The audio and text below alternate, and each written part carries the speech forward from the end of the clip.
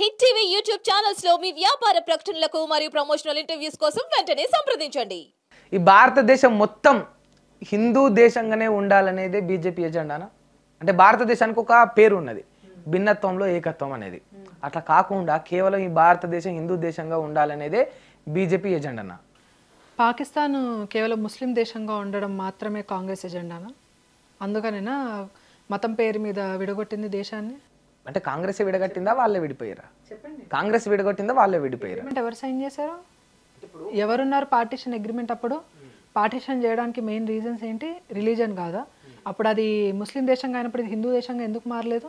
ఇది భిన్నత్వంలో ఏకత్వం సెక్యులర్ ఎందుకు అయింది అనే ప్రశ్న మనం కూడా వేసుకోవాల్సిన అవసరం లేదా? ఇప్పుడు భిన్నత్వంలో ఏకత్వం అవడం వల్ల భారతదేశానికి మంచి జరిగిందా, చెడు జరిగిందా? కాంగ్రెస్ ఎజెండా ఏంటి? కాంగ్రెస్ ఎజెండా ఏంటి?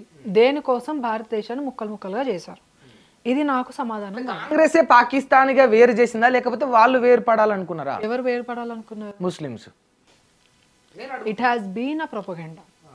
ఎందుకనంటే ఒక ఉద్యమం వచ్చింది, మనం ఉన్నాం. ప్రజలు తెలంగాణ రాష్ట్రాన్ని కోరుకున్నారా? రాజకీయ నాయకులు తెలంగాణను ఆంధ్రాని వేరు చేశారా? సమాధానం ఏంటి? ప్రజలే కోరుకున్నారు. అంటే మీకు ఇంకా కూడా ప్రజలు కోరుకుంటే చేసిన వాళ్ళు ఎవరు? ప్రజలు కోరుకుంటే దానికి రాజకీయంగా బలం చేకూరింది. విడదీయలే. తెలంగాణ ప్రజలు కోరుకున్నారు. తెలంగాణ ఎవరు కోరుకున్నారు? చేసింది ఎవరు? చేసిందంటే దానికి ఒక బిల్లు పెట్టింది ఎవరు? తెలంగాణ రాష్ట్రాన్ని చేసింది ఎవరు? రాజకీయ నాయకులు అధికారంలో ఉన్న వాళ్ళే చేయాల్సి ఉంటది. This is the exact agenda which has happened. ప్రజలు ఆ తీవ్ర స్థాయిలో చేసినప్పుడు ఖచ్చితంగా చేయాలి కదా. ఇప్పుడు చాలా తీవ్ర స్థాయిలో మొన్న తెలంగాణకి ఎట్లయితే జరిగిందో గతంలో పాకిస్తాన్కి సంబంధించి ముస్లింలకు కూడా గట్లే జరుగుంటది. ఇప్పుడు ఓకే, ఇప్పుడు అది ముస్లిం దేశంగా అయింది. వాళ్ళు ఏమన్నారు? మాకు సపరేట్ దేశం కావాలి, ముస్లింస్ కి ముస్లిం దేశం కావాలన్నారు. మరి ఇక్కడ ఉన్న ముస్లింలు అందరూ అటు వెళ్ళిపోవాలి కదా. అక్కడ ఉన్న హిందువులు అభిప్రాయం ఉండదు కదా. ఎవరికి ఉండాలి? అందరికి ఉండదు. ఎందరికి ఉండాలి? 90% ముస్లింస్ లకు వేరుపడాలని ఉన్నది. మిగతా 10% వాళ్ళకి ఈ దేశాన్ని కూడా మళ్ళీ ముస్లిం దేశంగా మార్చాలనే ఎజెండా ఉంది. అందుకే అంటే ఇప్పుడు ఇక్కడ ఉన్న ముస్లింలందరికీ కూడా అదే భావనతోటి ఉన్నారు అని అంటారా మీరు? Majority of the Muslims. If అది తప్పు అని మీరు నన్ను ప్రూవ్ చేయాలంటే వక్ఫ్ బోర్డ్కి అగెయిన్స్ట్గా ఒక్క ముస్లిం చేత మాట్లాడించండి, దెన్ ఐ విల్ యాక్సెప్ట్. వాళ్ళకి ఎందుకు వక్ఫ్ యాక్ట్ ఎందుకు? ఇప్పుడు అందరికీ రాజ్యాంగమే కదా కామన్గా ఉంది, మనం దాన్నే కదా పాటించేది. ఇంకేమైనా కొత్తవి ఏమైనా ఉన్నాయా? వాళ్ళకి మాత్రం ముస్లిం పర్సనల్లా ఎందుకు ఉంది? ఎందుకు అవసరం వాళ్ళకి? ఎందుకు వాళ్ళు దాన్ని డిఫెండ్ చేసుకుంటున్నారు? మరి హిందువులకి పర్సనల్లా ఎందుకు లేదు? మాకు పర్సనల్గా వక్ఫ్ బోర్డ్ వాళ్ళకు ఉన్నట్టు మాకు ఇంకో బోర్డు ఎందుకు లేదు? వాళ్ళు ఎందుకు దేశాన్ని ప్రతి భూమిని క్లెయిమ్ చేసుకుంటూ వెళ్తున్నారు? ఇంకొక క్వశ్చన్ ఉంది, దీనికి ఒక ప్రొపగెండా ఉంది. ఇదేంటో మీరు నాకు చెప్పాలి. సో ఉన్నది అంటారు ముస్లింలందరికీ, మెజారిటీ ముస్లింలకి. ఒక్క ముస్లిం చేత మాకు వక్ఫ్ బోర్డ్ వద్దు, ఈ టర్మ్లో నరేంద్ర మోదీ గారు వక్ఫ్ బోర్డ్ ఆ యాక్ట్ని మొత్తాన్ని కూడా స్క్రాప్ ఆఫ్ చేయాలి అని చెప్పమనండి. మాకు ముస్లిం పర్సనల్లో వద్దు, మేము బిఆర్ అంబేద్కర్ గారు రాసిన రాజ్యాంగాన్ని శిరసా వహించి యాజ్ పర్ ద కాన్స్టిట్యూషన్ ఈ దేశంలో బతుకుతాం, మా రైట్స్ ని, మా రెస్పాన్సిబిలిటీస్ ని చేస్తాము. I need 1/4 of the population to tell this. చెప్పమనండి. మనం ఏమంటాం తెలుసా? ఇప్పుడు మనం ఉన్నాం, హిందూస్ ఉన్నారు, అన్ని మతాలు సమానమే, అందరూ మంచిగా ఉండాలి అని చాలా చక్కగా చెప్తాం. ఇదే ముక్క ముస్లిం సైడ్ నుంచి, మౌలానాల నుంచి, లేకపోతే మదర్సాలు నడిపించే వాళ్ళ దగ్గర నుండి నాకు ఈ సమాధానాలు కావాలి ఉండయి అంటున్నారు. వాళ్ళ దగ్గర ఉండేవి అంటున్నారు. నాకు కావాలి. ఇప్పుడు మీరు వినండి, నేను నాకు కావాలి.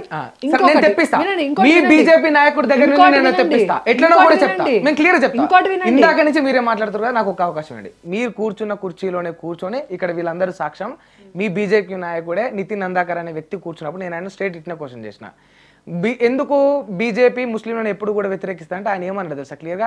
అట్లేం వ్యతిరేకించదు, బీజేపీకి ముస్లింల పైన ప్రేమ ఉంటుంది, ముస్లింలకు కూడా బీజేపీ పైన, ఈ దేశం పైన ప్రేమ ఉన్నది, మోడీని, బీజేపీ పార్టీని, ఈ దేశాన్ని, రాజ్యాంగాన్ని గౌరవించే ముస్లింలు ఎంతో మంది ఉన్నారని చెప్పేసి మీ బీజేపీ నాయకుడే అన్నాడు. ఆయన దగ్గర నుంచే నేను ఆధారాలు తెప్పిస్తా అన్నవారిని. నేను అంటున్న టాపిక్ ఒకటి, మీరు తీసుకొస్తుంది ఇంకోటి. మీరేమన్నారు, నేనేం చెప్పిన? వక్ఫ్ బోర్డ్ ముస్లిం పర్సనల్ లా ఇవి స్క్రాప్ ఆఫ్ గురించి రాజ్యాంగము ఉండాలి, రాజ్యాంగానికి కట్టుబడి ఉంటాము అనే ముస్లింలు లేరు అన్నారు మీరు. రాజ్యాంగానికి కట్టుబడి ఉండే ముస్లింలు అనే ముస్లింలు లేరు అన్నారు మీరు. వక్ఫ్ బోర్డ్ పర్సనల్ లాస్ ని అగేన్స్ట్ గా మాట్లాడే వాళ్ళని తీసుకొని రండి. ఎస్పెషల్లీ అందులో నాకు మౌలానాలు కావాలి, మదర్సాలు నడిపించే వాళ్ళు కావాలి. And at the same time constitution పరంగా మేము ఉంటామని అంటున్నారు కదా. అండ్ నేను ఇంకొక విషయం కూడా చెప్తాను, హిందూ టెంపుల్స్ మాత్రమే గవర్నమెంట్ కంట్రోల్లో ఉన్నాయి. దయచేసి మసీదులని కూడా గవర్నమెంట్ కంట్రోల్లోకి తీసుకొని వెళ్ళమని చెప్పండి. దీనికి ఎంతమంది అగ్రీ చేస్తారు? I want majority of them to speak about this. ఎందుకనంటే ఇఫ్ వాళ్ళందరూ ఓవైసీ మా హెడ్ అని ఫీల్ అవుతున్నారు కాబట్టి, ఓవైసీ అన్నాడు 15 minutes గురించి మాట్లాడాడు, హిందూస్కి అగేన్స్ట్గా మాట్లాడాడు, వక్ఫ్ బోర్డ్ పోదన్నాడు, యూసీసీ అమలు కాదన్నాడు, 370 రద్దు కాదన్నాడు, ఇవన్నీ మాట్లాడాడు. I want Owaisi also to speak on this. Why they need personal loss? Why they need waqf board? So final నేను ఒక క్వశ్చన్ అడతా చెప్పండి. ఇంకోటి, హిందూస్ కి మాత్రం టెంపుల్ యాక్ట్ ఎందుకు ఉంది? ఇఫ్ అందరూ సమానం అన్నప్పుడు అన్ని ఎందుకు తీసుకున్నారంటే గవర్నమెంట్ హిందూ టెంపుల్స్ ని రక్షించడానికి. అలాంటప్పుడు మసీదులు కూడా రక్షించబడాలి కదండి, చర్చిలు కూడా రక్షించబడాలి కదా. వాటిని కూడా గవర్నమెంట్ కంట్రోల్లోకి తీసుకోమని చెప్పండి. అలానే మౌలానాకి జీతాలు ఇమ్మని చెప్పండి. పురోహితులకి ఎలా ఇస్తున్నారు? So if Owaisi agrees for this, then నేను కొంచెం వరకు అయితే సాటిస్ఫై అవుతాను. Let's see. ఇప్పుడు నరేంద్ర మోదీ గారు ఇవన్నీ థర్డ్ టర్మ్లో చేసినప్పుడు వీళ్ళకి పొయ్యిలో వేసినట్టు ఎలా ఉంటుందో అప్పుడు చూద్దాం, ఎలా గెంతుతారు, ఏం చేస్తారు. ఇంటర్వ్యూ క్లోజ్ చేసే ముందు నేను కొన్ని విషయాలను డైరెక్ట్ అడుగుతా, మీరు కూడా say yes or no, just అవును కాదు, అలా ఉంది లేదు అభిప్రాయం అనే విధంగా మీ ఆన్సర్ చెప్పండి. భారతదేశం మొత్తం హిందూ దేశంగా మారాలని మీకు ఉందా లేదా?